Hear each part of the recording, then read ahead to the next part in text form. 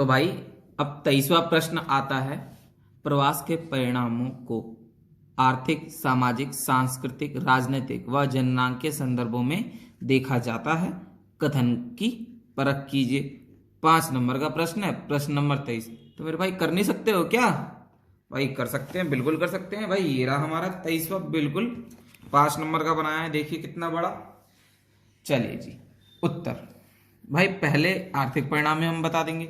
अच्छा दोस्त, ये 5 नंबर का है तो हम इसमें सकारात्मक पक्ष भी बताएंगे और नकारात्मक पक्ष भी। 5 नंबर का है ना, तो भाई 5 नंबर के लिए कंजूसी तो हो नहीं सकती ना, पूरा पूरा लिखना है। चलिए देखिए भाई, सकारात्मक पक्ष है आर्थिक के। कह रहा है उद्भव क्षेत्र प्रवासियों द्वारा भेजी गई राशि से लाभ प्राप्त करता है। अंतर्राष्ट्रीय प्रवासियों द्वारा भेजी गई हुंडिया विदेशी विनिमय के प्रमुख स्रोतों में से एक। भाई ये आर्थिक परिणाम है ना, सकारात्मक परिणाम है ना आर्थिक का।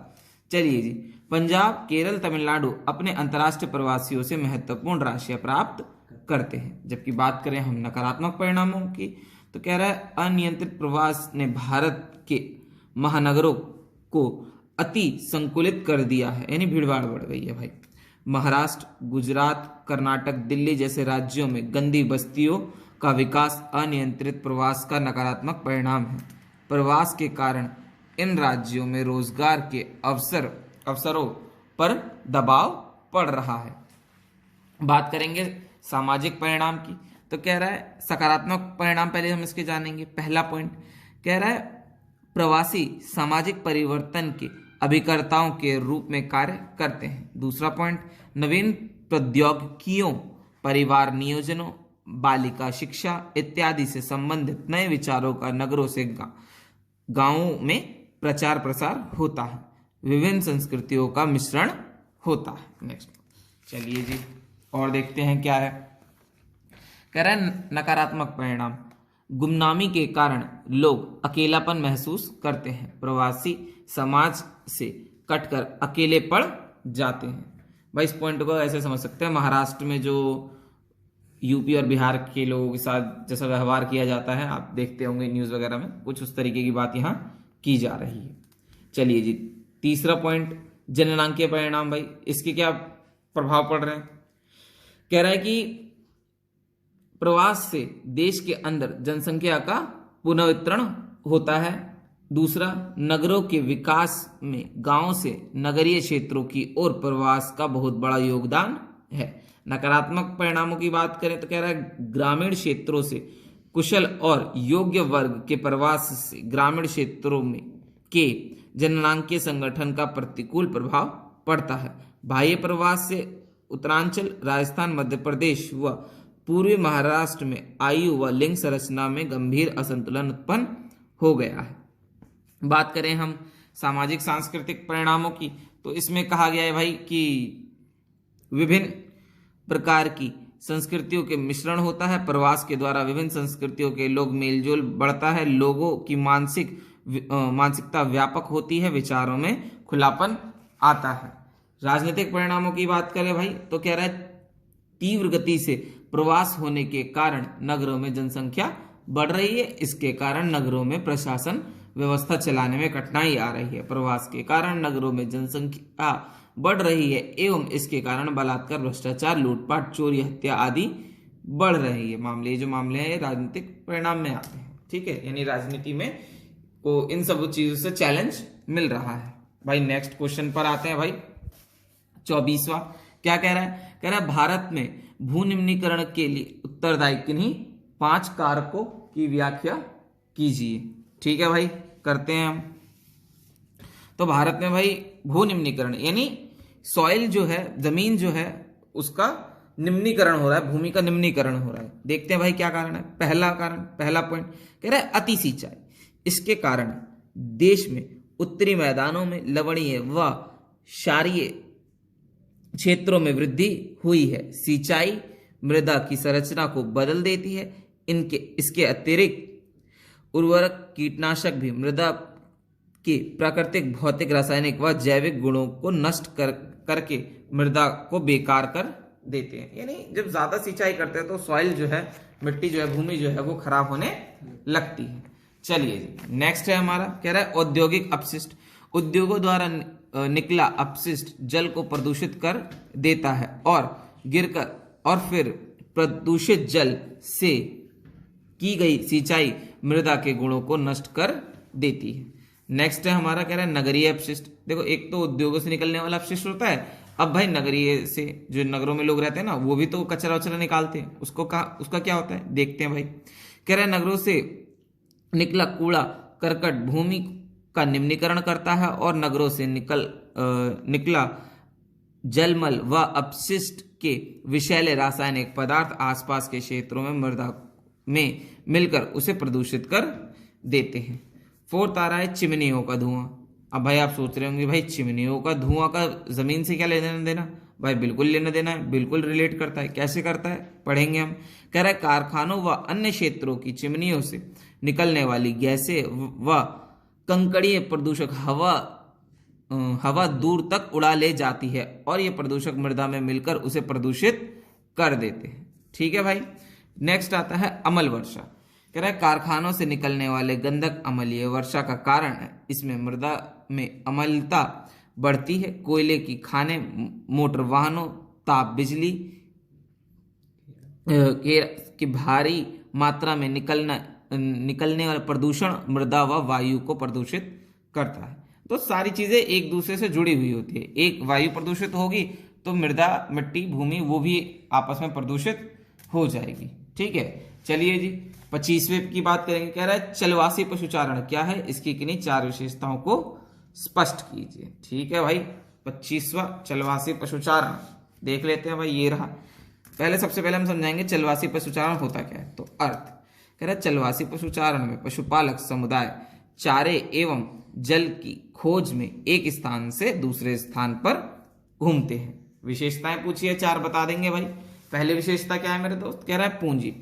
यह पूंजी प्रधान नहीं है, पशुओं को प्राकृतिक परिवेश में ही पाला जाता है। दूसरा है पशुओं की देखभाल।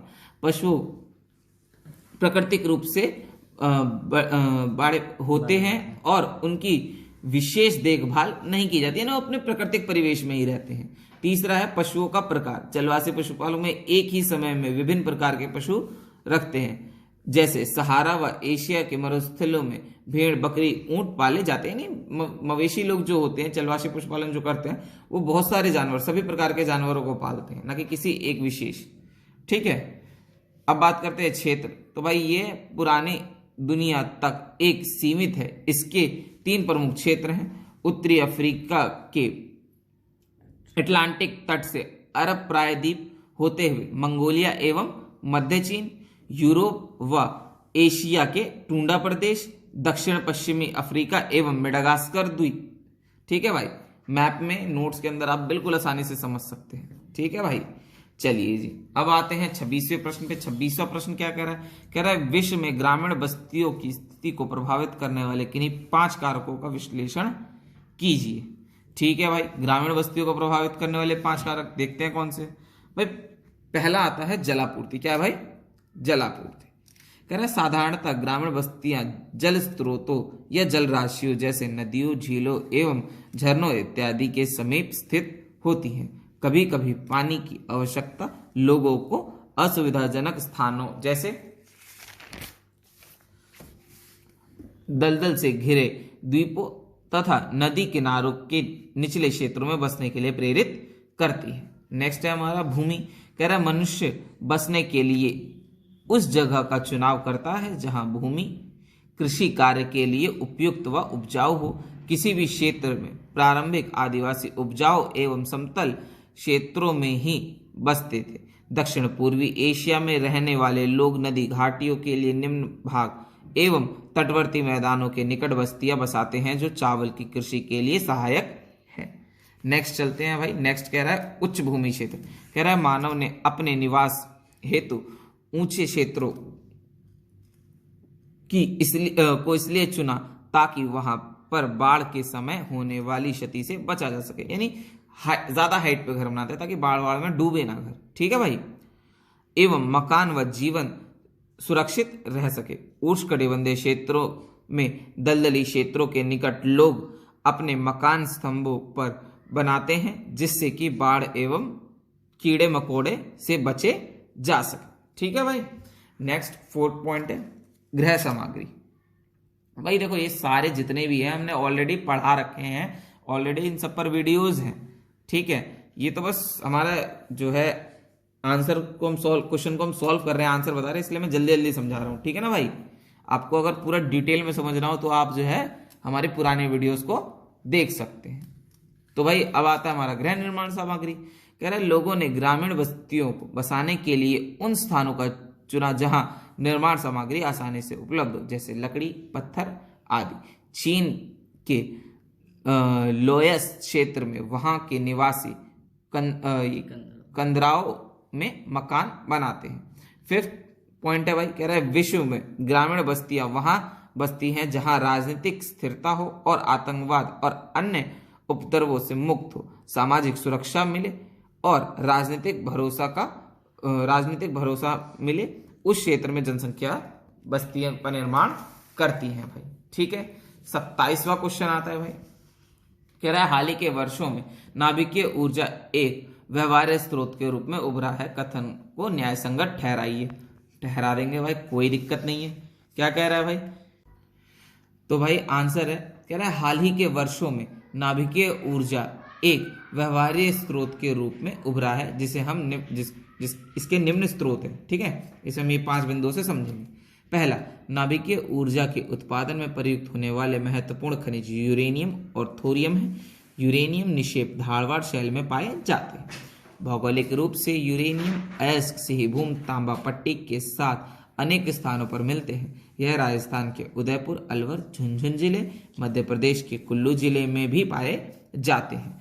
थोरियम मुख्यतः केरल के तटीय क्षेत्रों की पुलिन बीच की बालू में मोनाजाइट एवं इल्मेनाइट निक्षेप के रल के पालक्काड़ तथा कोल्लम जिले, आंध्र प्रदेश के विशाखापट्टनम तथा ओडिशा में महानदी के नदी डेल्टा में पाए जाते हैं।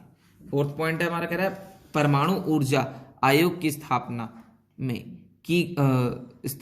में की गई थी और इस दिशा में प्रगति 1954 में तांबे परमाणु ऊर्जा संस्थान की स्थापना के बाद हुई।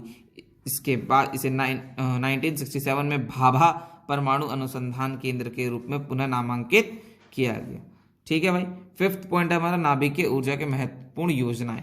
तारापुर महाराष्ट्र, कोटा के पास रावतभाटा राजस्थान, कलपक्कम तमिलनाडु, नरोरा उत्तर प्रदेश, कांगा कर्नाटक और काकड़ा पाड़ा गुजरात। तो ये क्षेत्र है जहां पर ये सारी चीजें हो रही हैं, इसीलिए हम कह सकते हैं कि हाल ही के वर्षों में नाभिकीय ऊर्जा अब एक व्यवहार्य स्रोत बन गया है ऊर्जा का, ठीक है भाई। तो इन 5 पॉइंट की मदद से हम इसे जस्टिफाई करेंगे। 28वां प्रश्न आता है भाई, क्या कह रहा है, 28वां मैप है, कह रहा है भारत में दिए गए राजनीतिक मानचित्र में किन्हीं 5 को उचित चिन्हों से दर्शाइए और उनके प्रमुख नाम लिखिए, ठीक है भाई। कह रहा है भारत का सबसे कम नगरीकृत राज्य, तो भाई ये है सिक्किम। कहाँ है भाई, सिक्किम भाई। कह रहा है भारत का सबसे अधिक जनसंख्या घनत्व वाला राज्य, तो भाई वो है बिहार। क्या है मेरे भाई, बिहार है। नेक्स्ट आ रहा है, कह रहा है रत्नगिरी लौह अयस्क का क्षेत्र। रत्नगिरी लौह महाराष्ट्र, तो भाई रत्नगिरी जो है महाराष्ट्र में है। चाय के उत्पादन में अग्रणी राज्य भाई सबको पता है, असम है हमारा, ठीक है। चेन्नई का चेन्नई है भाई, ठीक है। और सिंहभूम तांबा क्षेत्र जो है वह हमारा ये आपका झारखंड में है। कहाँ है भाई, झारखंड, ठीक है। और ये हमारा उत्तर प्रदेश का तेल शोधा कारखाना जो है वो हमें मथुरा, क्या है भाई, मथुरा भाई। ये हम देख लेंगे, ये जो मैप है ये रहा हमारा, ये कट है भाई, ये बिहार हमारा, ठीक है, दूसरा, ठीक है। ये हमारा मथुरा, ये हमारा रत्नगिरी, ये हमारा चेन्नई, ये हमारा सिंहभूम और ये हमारा असम, ठीक है। चलते हैं वर्ल्ड मैप पे। कह रहा है 29वां प्रश्न कह रहा है संसार में दिए गए राजनीतिक मानचित्र में 5 भौगोलिक लक्ष्यों को A, B, C, D, E से दर्शाया गया है। इसकी पहचान निम्नलिखित जानकारी की मदद से कीजिए और उनके सही नाम उनके सामने खींची गई रेखाओं पर लिखिए। तो भाई आप ये देख पा रहे हैं, ये A, B, C, D, E ये रेखा खींच रखी है ना, हमें इस पे बताना है। भाई पहला क्या कह रहा है, कह रहा है अफ्रीका महाद्वीप का सबसे बड़ा देश। तो भाई हमें पता है, ये पीछे लाइन दे रखी है, अभी हम बताएंगे। बी क्या कह रहा है एक चलवासी पशुचारण देश, जापान का एक मेगा सिटी और निर्वाहन संग्रहण का क्षेत्र, मिश्रित कृषि का एक क्षेत्र। भाई ये देखिए, तो भाई ए सबसे बड़ा जो कह रहा है अफ्रीका का वो है अल्जीरिया। दूसरा ये बता रहा है भाई ये मेडागास्कर है, ठीक है हमारा। सी हमारा एक महानगर जो कहा था ये जापान का है टोक्यो, ठीक है। ये हमारा एक क्षेत्र है संग्रहण का, वो है अमेजन बेसिन। और ये हमारा ई जो है उत्तर पश्चिमी यूरोप का क्षेत्र है, ठीक है मेरे भाई।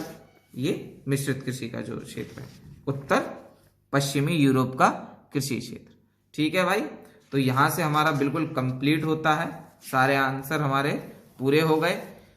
भाई जाना नहीं है भाई, बहुत जल्द हमारा जो है तीसरा भी आने वाला है, सैंपल पेपर 3rd भी है भाई ज्योग्राफी का, इसे भी सॉल्व करेंगे भाई। लेकिन कब करेंगे, जब आप हमारे वीडियो को लाइक करेंगे, शेयर करेंगे और सब्सक्राइब करेंगे। भाई दबा के शेयर कीजिए, अपने सारे दोस्तों तक पहुंचाइए भाई।